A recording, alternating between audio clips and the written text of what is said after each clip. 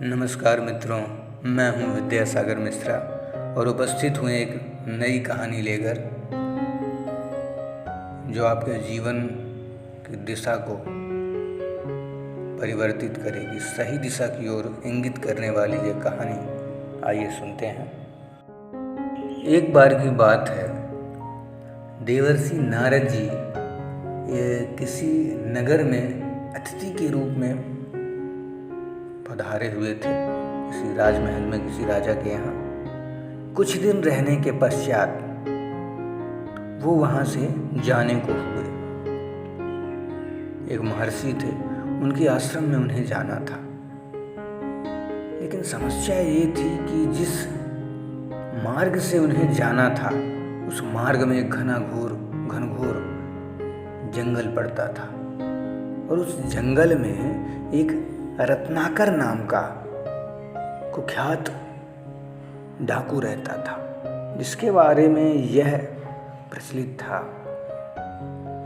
कि वह लोगों के उस रास्ते से जाने वाले लोगों के धन छीन लेता है, उनके वस्त्र छीन लेता है और अगर नहीं देते हैं तो उनकी हत्याएं भी कर देता है। अब शाम का वक्त था। नारद जी जैसे चलने को हुए तो वहाँ के जो राजा थे उन्होंने उनसे विनती की, निवेदन किया कि हे देवर्षि, हो सके तो आज रुक जाइए, अगले दिन चले जाइएगा। दिन में ऐसी ऐसी बात है, इस जंगल में ऐसा है। लेकिन नारद जी बोले कि मुझे वहाँ जाना अति आवश्यक है, नहीं तो वो बुरा मान जाएंगे, तो मुझे जाना ही होगा। और फिर एक भगवान के भक्त को, एक सन्यासी को कैसा भय, तो वो निकल पड़े। जाते जाते जब वो कुछ दूर निकल जाते हैं तो रास्ते में उन्हें एक आवाज़ सुनाई देती है। तो वहाँ रुकते हैं और चारों तरफ देखते हैं कि कौन है उन्हें आवाज़ दे रहा है, लेकिन कोई दिखाई नहीं देता है। तो वो और आगे चल देते हैं और आगे चलने पर फिर से आवाज़ें आती हैं। अब उनको ऐसा लगता है कि जैसे ऊपर से कोई उनको आवाज़ दे रहा है। तो वहीं खड़े हो गए, ऊपर ऐसे देखते हैं तो उन्होंने देखा कि दो व्यक्ति वृक्ष में चढ़े हुए हैं और उन्हीं वृक्ष की शाखाओं से उनको आवाज़ दे रहे हैं और काफ़ी डरे हुए हैं। कहते हैं, देवर्षि, क्या हम भी आपके साथ चल सकते हैं? तो नारद जी ने कहा, बिल्कुल, अगर उसी दिशा में आपको भी जाना है जिस दिशा में मैं जा रहा हूँ, चलिए मेरे साथ। और वो दोनों भी चल देते हैं साथ में। जाते जाते जब कुछ दूर निकल जाते हैं तो कुछ लोगों की चीख पुकार की आवाज़ सुनाई देती है और बड़ा भयक्रांत माहौल बन जाता है। बड़े जोर से कोई चिल्ला रहा है और भागते हुए आ रहा है। कुछ समय बीतता है कि वो लोग नारद जी के पास आते हैं। उन्होंने देखा कि उनके जो लोग भागते हुए आ रहे हैं उनकी अंग वस्त्र भी नहीं है। तो उन्होंने बताया कि रत्नाकर डाकू ने हमारा सब कुछ छीन लिया है और बड़ी मुश्किल से हमारी जान बख्श दी है। तो नारद जी के साथ जो दो लोग थे वो भी डर के मारे उनके साथ ही भाग चले। अब नारद जी रोक रहे हैं कि रुको रुको भाई, कहाँ भागे जा रहे हो, मैं हूँ साथ में। लेकिन बोले, नारद जी, हमें अपनी जान नहीं गंवानी है। और वो भाग गए। नारद जी मस्त मौला संत चल दिए।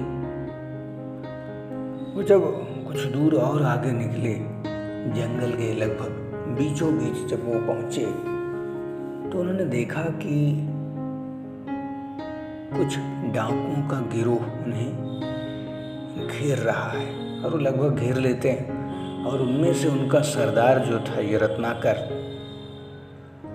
वो देख के इन्हें बड़ा विस्मृत हुआ और बोला कि तुम देवताओं के ऋषि हो ना, देवर्षि, तुम यहां से चले जाओ, नहीं तो जो ये तुम्हारा कमंडल और बाकी वस्त्र हैं वो भी मैं छीन लूंगा। तुम शीघ्र ही मेरी नजरों से ओझल हो जाओ। जाओ, मैं तुम्हारी जान बख्श देता हूं। सन्यासी हो तुम, चले जाओ यहां से। नारद जी को बड़ी दया आई। ये जीव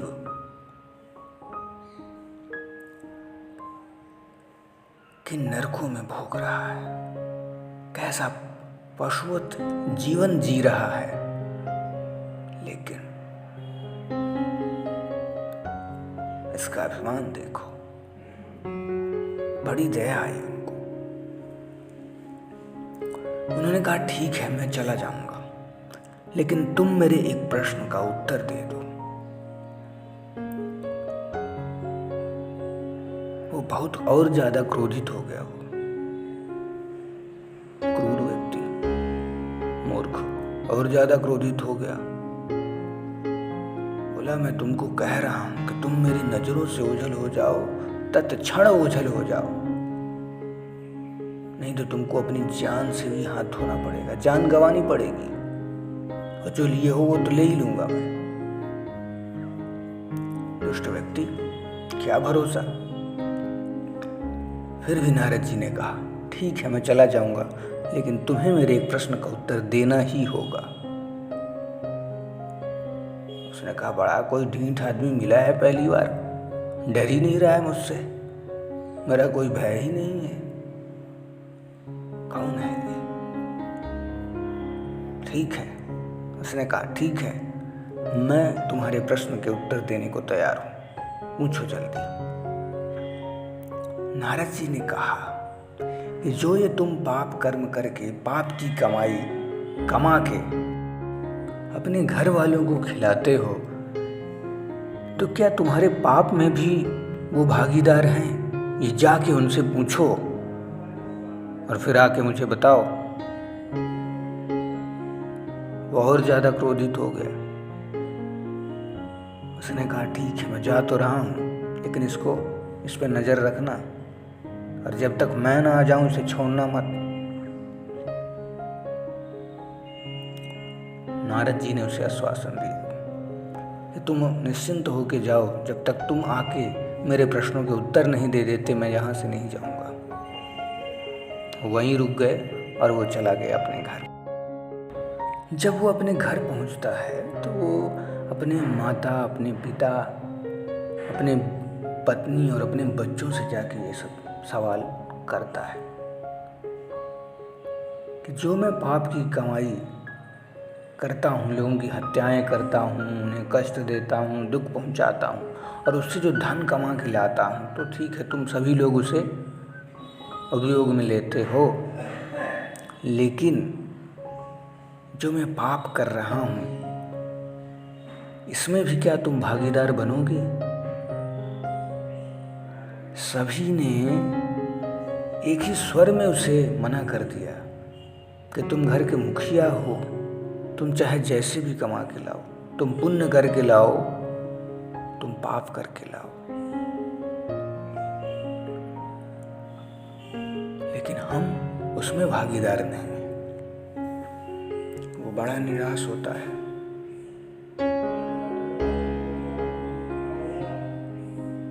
और वो जाके नारद जी के चरणों में अपने जो अस्त्र शस्त्र से वो रख देता है, आत्मसमर्पण कर देता है, उन्हें साष्टांग दंडवत प्रणाम करता है और बोलता है, प्रभु, हे संत, हे मुनि, हे सन्यासी, आप हमारे उद्धार का कुछ उपाय बताइए। मैंने इतने दिन पाप कर्म किए, इतनी हत्याएं की, इतने लोगों को सताया, मारा, पीटा, उनका धन छीना, उनके जीवन की हत्या की। क्या मेरे उद्धार का भी कुछ उपाय है?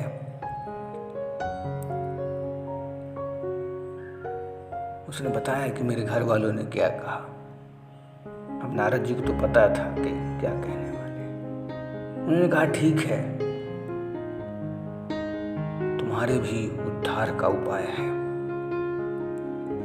तुम भगवान राम के नाम का जप करो, निरंतर अखंड जप करो, तप करो। उसने कहा मैंने जीवन भर मारा है, तुम इसे मरा मरा ही कहते बनता है। तो नारद जी ने कहा ठीक है, तुम मरा मरा ही जपो। जब तुम मरा मरा जपोगे तो राम राम हो ही जाएगा। मरा मरा मरा मरा मरा मरा। ठीक है, नारद जी चले गए और वो तप में लीन हो गया और इतने वर्षों तक, इतने 1000 वर्षों तक तपस्याएं की कि उसके पूरे शरीर में दीमक लग गया।